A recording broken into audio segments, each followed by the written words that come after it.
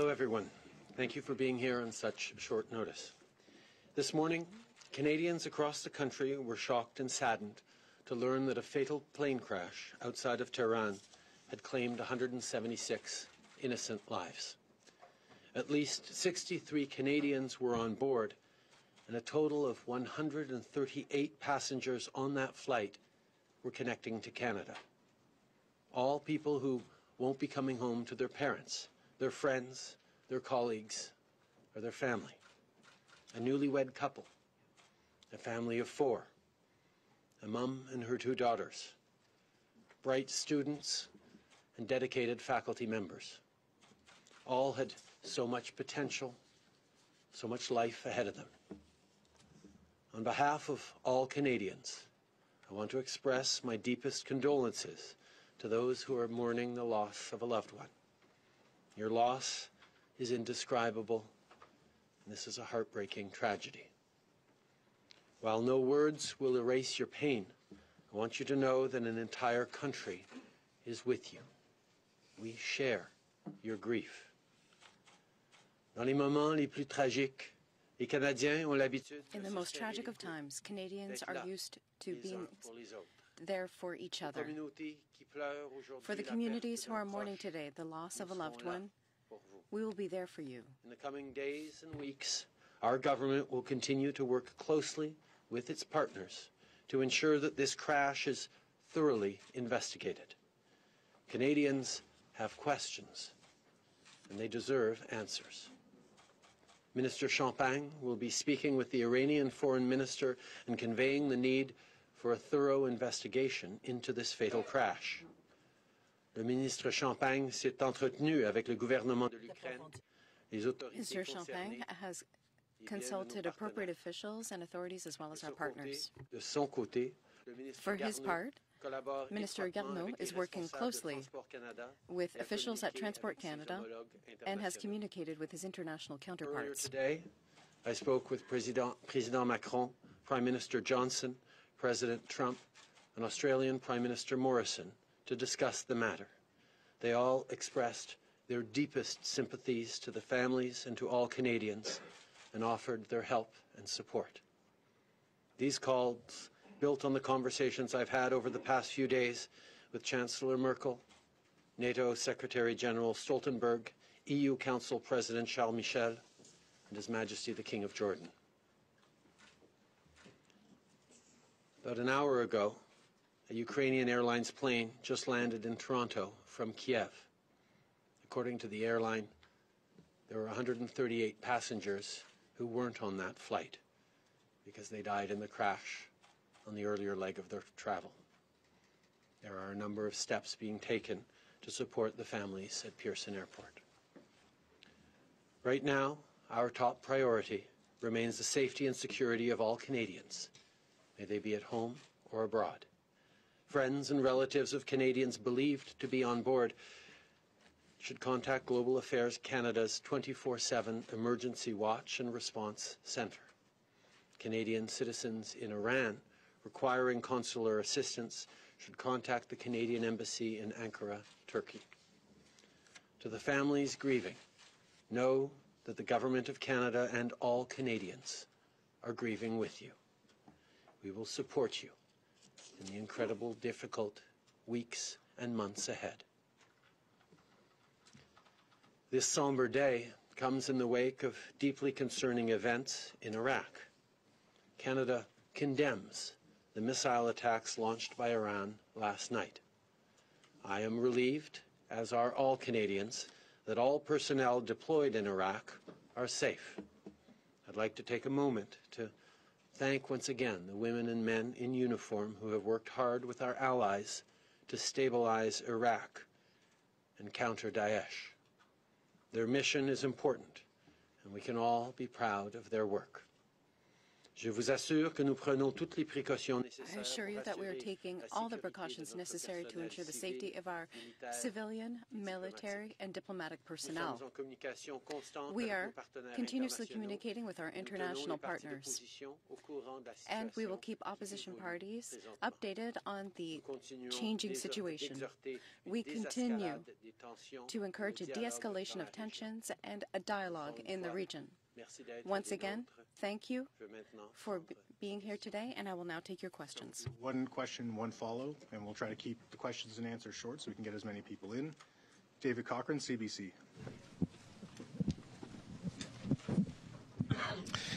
Hi there, Prime Minister. I know you've condemned the missile attacks that happened at the military base. I'm wondering if you can do a couple of things. Can you confirm whether there were Canadian forces on that base in danger during the attack? And second, it was a retaliation to the drone strike ordered by the U.S. president that he says was ordered to stop an imminent attack, an assertion for which he's offered no proof. Do you trust Donald Trump's assertion that the drone strike was necessary to stop an imminent attack? First of all, I can confirm that there were Canadians at the Canadian base in Erbil when the rockets landed, but they are all safe.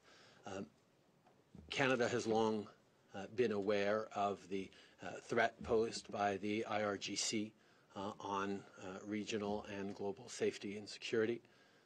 That is something we have long been aware of. The Americans made a decision based on their threat assessment. We continue to work to counter Daesh in the region. We'll continue to work to stabilize Iraq and its institutions to ensure peace and stability in the region and call for de-escalation. Where are you on the repatriation of Canadian bodies and the investigation?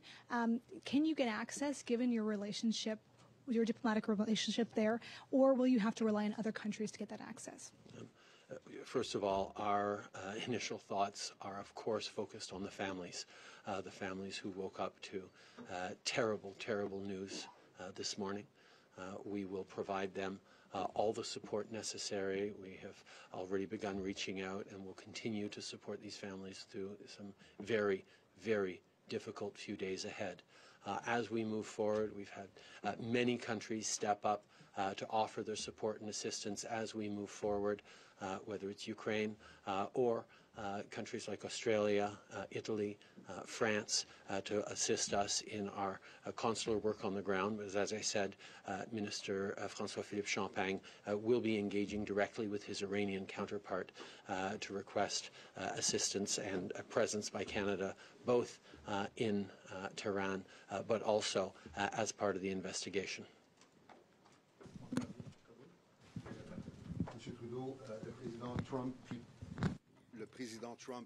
President Trump earlier today demanded that NATO be more committed to the process in the Middle East. Does this include Canada? What can Canada do more right now? In my conversation with the President, I highlighted how Canada is part of the NATO mission when it comes to training in Baghdad. We've been working on that mission, and we will continue to support international partners, including NATO, in this region. We need to stabilize Iraq. We need to counter Daesh. There's going to be discussions with partners in the region and NATO members to see what the next steps will be. Missions are being suspended in Iraq. Are Canadian troops all in Kuwait right now? In your opinion, do we have to quickly re-undertake our missions? We do have troops in Kuwait, but we also have troops in Iraq right now. Yes, we should continue our mission to fight against Daesh. We have extraordinary men and women who serve in the Canadian forces. I think it's important to continue this mission against Daesh. Steve Scheer from Reuters. Prime Minister, can you, we've heard from intelligence officials in 3 countries that the initial assessment was that there was a technical failure that brought down the plane and not an errant missile given the timing. Can you confirm that? Can you rule out any of the causes of the accident? Obviously, we are very, very early days on the investigation, and it's dangerous to speculate on possible causes, but I will turn to Minister Garneau, who will speak a little more on the details that we know so far on the crash.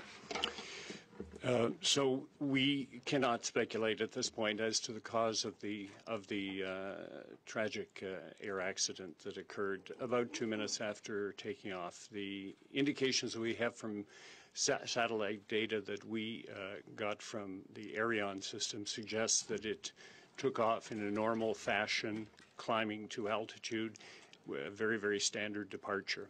However, we lost contact with it, suggesting that something very unusual happened, but we cannot speculate at this point. There are a number of possibilities, and we will have to wait to obtain more information, perhaps from the black boxes, or from other intelligence. But at this point, it's too early to speculate. Since they are not expected to hand over the black boxes, how do you think that you will get that information? I mean, I know that Minister Champagne is going to speak tomorrow to his Iranian counterpart, but since there are no direct diplomatic relations, are you planning on leaning on other countries like the Ukraine or? Thank you. First of all, Transport Canada and GAC offered to the Ukrainians all technical assistance that they might wish to try to help in the investigation of this particular accident. It's also true that the Transportation Safety Board, which is the body that does investigations here in Canada, is also going to be involved because there were Canadian nationals on this particular flight. And they have expertise with respect to black box analysis, and they have indicated that if it was the desire of the Ukrainians and the Iranians, and it is important to point out the Iranians are leading this investigation because it happened on Iranian soil, that Canada would be prepared to assist with respect to black box data interpretation. Marie Vestel?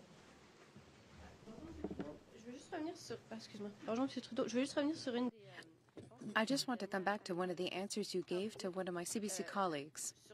When you said, with this allegation that there was an imminent attack from Qasem Soleimani.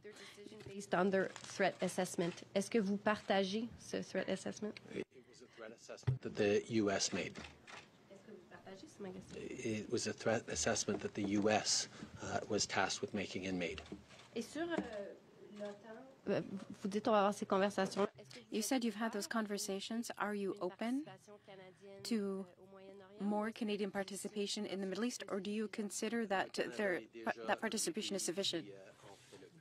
Canada is one of the countries that's already doing the most when it comes to the coalition against Daesh, and as I said, that we have the responsibility of leadership of the NATO training mission.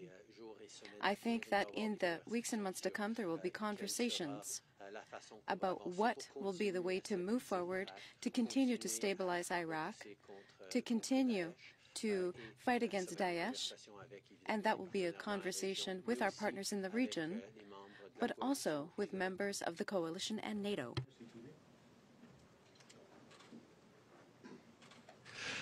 Prime Minister, you mentioned that given Canada's absence of diplomatic ties with Iran, we're relying on partners and allies to help with consular services, repatriation of bodies, investigation, information about that. And so I'd like to know what specific roles those partners are playing and how Canada is being kept informed of what's going on with the investigation and other matters that we can't handle with our own diplomats. We are preparing consular teams that will be prepared to go to Iran. There are conversations we have to have with the Iranian government. But as I said, Italy has played a role role as our supporting power and our interlocutor in Iran for many years now has offered all the assistance they can offer. They have offered full assistance. Other countries like Australia and France and Ukraine and others have also offered their support, but perhaps on that I'll turn to the Deputy Minister at Global Affairs Canada for further discussion on that. Yes, as the Prime Minister. Oh, yes, sorry. As the Prime Minister said, Italy is our protecting power in Iran, and so they will. We have an agreement with them under which they will provide diplomatic representation for us with the government of Iran. We're also reaching out directly to the government of Iran, and Australia and France have also offered their support for us in matters of logistics and that sort of thing. So we are working actively with our friends and allies to put the support in place that we need to provide for the families. Minister, it's been nearly 6 days since Olnani was killed. We have troops in a very volatile region of the world. Now we have 69 Canadians that have been killed. Why is it taking you so long to address the nation? From the very beginning, I have been engaged in these issues with my team, with ministers, with our experts and international allies. We've had 3 meetings of the incident response group. We've continued to be kept up to date and engaged on this issue from the very beginning. Spoken directly to Canadians. I'm here today to express my deep grief and condolences for the families who've lost loved ones following this terrible crash earlier, or actually last night, and we will continue to support these families through these difficult moments that will extend over the coming days and weeks.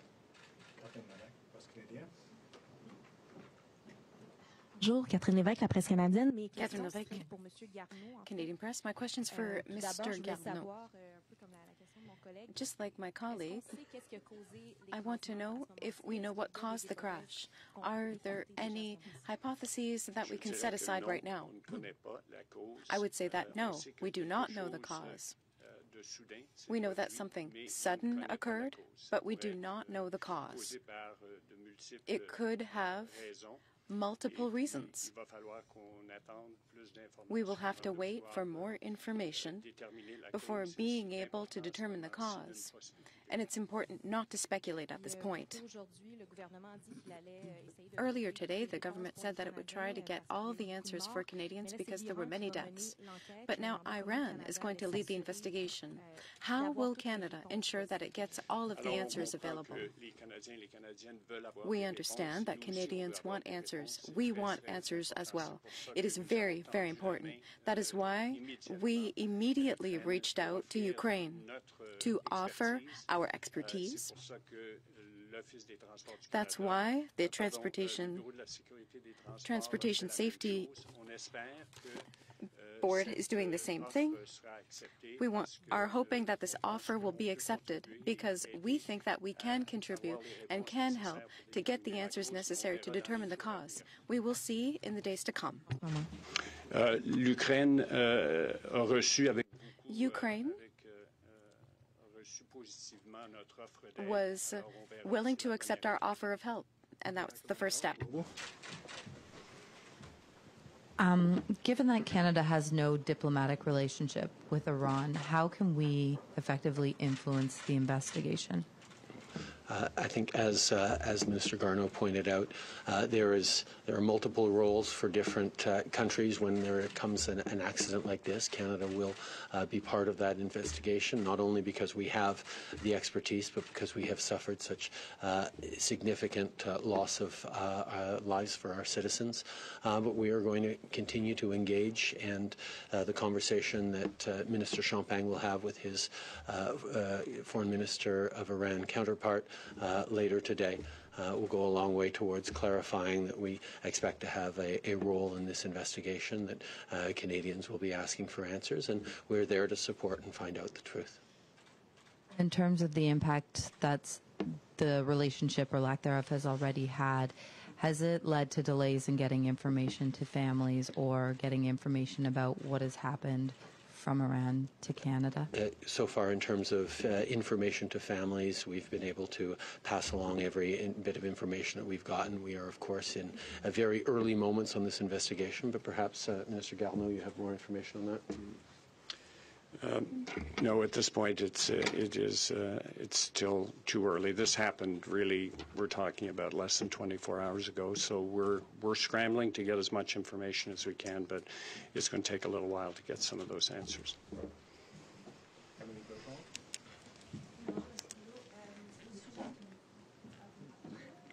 Bonjour, Monsieur Trudeau. Au sujet des troupes Regarding the troops that were relocated, who are being relocated, you didn't specify how many had been redirected to Kuwait right now, and how many remain to be moved.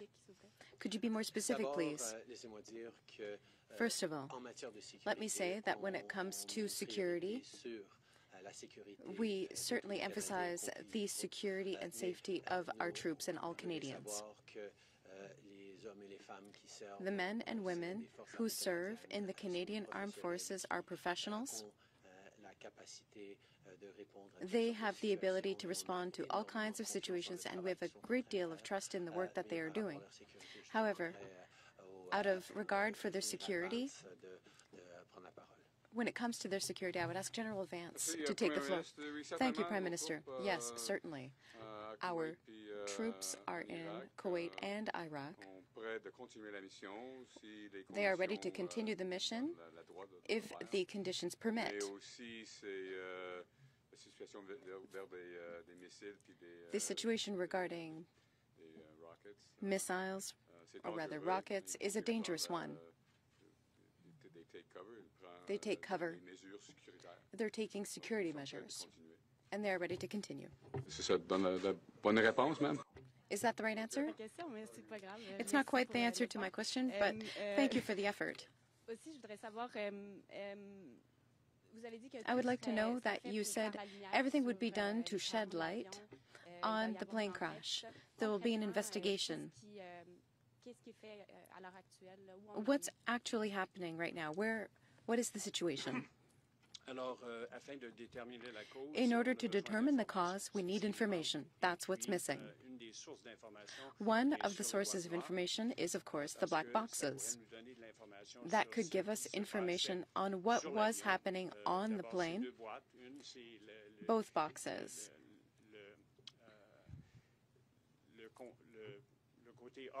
One of them has an oral recording of the conversation between the pilot and the control tower, as well as technical data. That data could perhaps shed light on the cause of the accident and might contain other information on the intelligence side could be revealed in the days to come. That is the information we are seeking to obtain. When you spoke with President Trump earlier today, he said he was looking for NATO countries to take a greater involvement in the Middle East. When you spoke with him today, did he specify what that entailed and what he's looking for? And is that something Canada can provide? We talked about the importance of continuing the fight against Daesh. We talked about the importance of continuing to stabilize Iraq, and he recognized the important role that the international community can play in supporting the move towards a more stable Iraq. NATO has a significant role in the NATO training mission that we're moving forward with, but there are always going to be more reflections on what are the next steps to take given the current circumstances and the path forward that partners in the region and global partners will be looking at to continue this extremely important mission, both to degrade and eliminate Daesh, but also to create stability and prosperity in Iraq. Did he make any specific requests, though, of Canada? Is he looking for additional troops or supports? No, he did not. Mike Blanchfield. Can you say categorically, one way or another, that the plane was not shot down? I cannot. It is too early to speculate. I would encourage people not to speculate. We are certainly aware that this is a terrible, terrible tragedy. Our focus today is on the many, many families who are grieving, and our focus in the days and weeks to come will be on answering the questions that they have and that indeed we all have as to how this happened. How concerned are you that the fact that we don't have diplomatic relations, that Canada has been critical of Iran in the past, how big an obstacle is that to getting an investigator into Iran as part to get direct knowledge of this and not have to rely secondhand information from allies? I am confident that we are going to be able to be part of the investigation. That is certainly something that we take very seriously, and it is something in which Canada is one of a handful of countries with a high degree of expertise when it comes to these sorts of accidents, and therefore we have much to contribute, and I am confident that in our engagement, both through our allies and directly, we are going to make sure that we are a substantive contributor to this investigation. Bruce Campion-Smith. Prime Minister, good afternoon. Just wondering, given the current the heightened tensions, political and military tensions, could it be that we never get answers about the plane crash? Is that a concern of yours right now? No, I believe that there is a clear need for answers. Obviously, Ukraine has a need and a right to ask for answers. Canada is very concerned on this, but many of the citizens on that airplane were Iranian citizens as well. And there is a desire by everyone to see what actually happened, and we're going to work very hard to establish the facts of what happened. Just back to the broader security situation there and the request or the suggestion from the President to have NATO do a greater role. Given the current climate, we saw the Iraqi Parliament pass a motion about U.S. and foreign troops. Are you convinced that we're welcome there, in terms of our troops being there? And do you have a sense of when the training, when the training missions may resume? People in Iraq, including at the political level, recognize how important it is to maintain a strong presence in the fight against Daesh, that it is something that requires international support to do. There are obviously questions that are being asked and about what that will look like into the future, but there is a recognition that there is a need to ensure stability and countering Daesh in Iraq, and we will continue to focus on that. As for when the NATO mission might pick up again, Harj?